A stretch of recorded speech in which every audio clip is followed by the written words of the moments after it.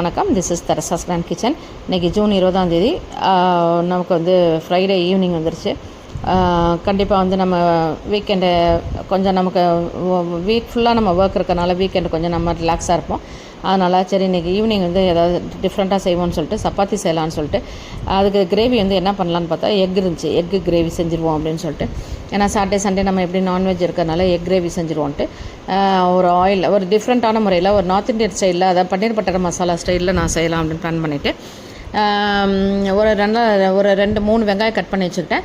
பட்டை, கிராம்பு, ஏலக்காய், ஜீரகம், பெருஞ்சீரகம் இதை போட்டு நல்லா கோல்டன் ப்ரௌன் ஆனோனையும் வெங்காயம் போட்டு அதையும் நல்லா வதக்கிடணும். பச்சை மிளகாய் அதோடு சேர்த்து போட்டு உப்பு போட்டு நல்ல ஒரு கோல்டன் ப்ரௌன் வந்தோடனையும் நல்லா வதக்கிடுங்க. வெங்காயத்தை வதக்கின பிறகு நம்ம ஒரு 3 தக்காளி போல் கட் பண்ணி வச்சுருக்கேன்.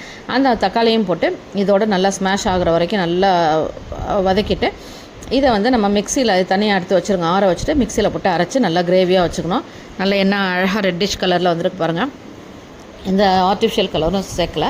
இப்போ இன்னொரு பேனில் வந்து ஆயிலை ஹீட் பண்ணிவிட்டு அதில் 1 ஸ்பூன் அளவுக்கு அரை ஸ்பூன் அளவுக்கு மிளகாத்தூளும் 1/4 ஸ்பூன் அளவுக்கு மல்லித்தூளும் போட்டுங்க. கொஞ்சம் ஜீரகம் போட்டுக்கிட்டு இந்த நம்ம முட்டையை வேக வச்சு நம்ம ஸ்லிட் பண்ணி அதாவது லைட்டாக கீறி விட்டு அப்போ தான் அந்த மசாலா உள்ளே இறங்கும்.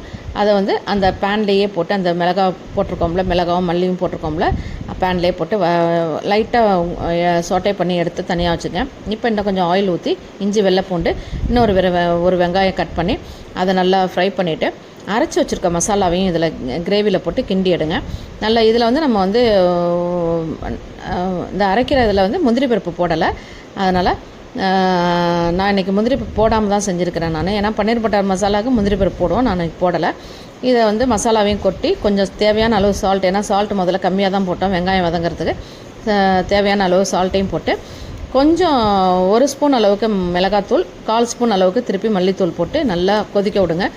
மிக்சியை கழுவி அந்த தண்ணியை ஊற்றி நல்லா கொதிக்க விட்டுட்டு கொஞ்சம் மேலே தெரிக்கும் கரண்டி வச்சு கிண்டிகிட்டே இருந்தீங்கன்னா கொஞ்சம் கொதிக்கிறது அடங்கும்.